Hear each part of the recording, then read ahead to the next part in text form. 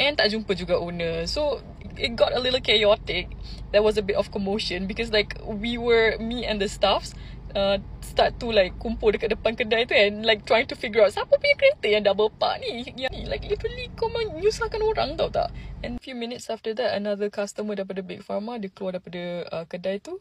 Turns out dia punya kereta pun kena block juga. And we were both already macam dah pissed off lah. We were both cussing like kenapa orang ni tak letak number dekat dia punya kereta. Macam dah bengang lah dua-dua kan.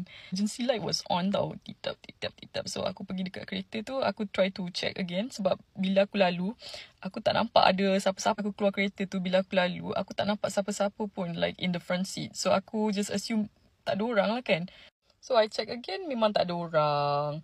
Suddenly, after some time, pakcik tadi who made eye contact with me datang balik and lalu depan kita orang malu-malu kucing. So masa tu aku dah macam okay, ni mesti kereta pakcik ni.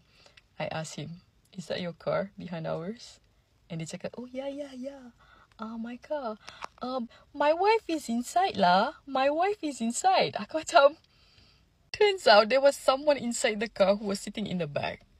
Ya Allah ya Tuhanku. Aku dah macam, maknanya wife dia tu kat belakang tu, all this time, dia nampak je kita orang tengah cari owner kereta tu tau. But she didn't fucking do anything.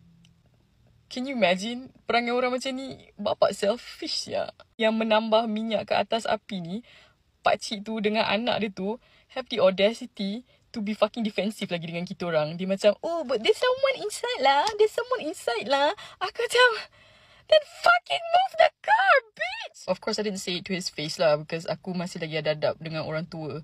But, you bayangkan, sepanjang kita orang tengah mencari owner macam orang gila, dia boleh buat bodoh je. Siapa tak bengang? And the fact that he knew he blocked our car and still chose not to do anything about it.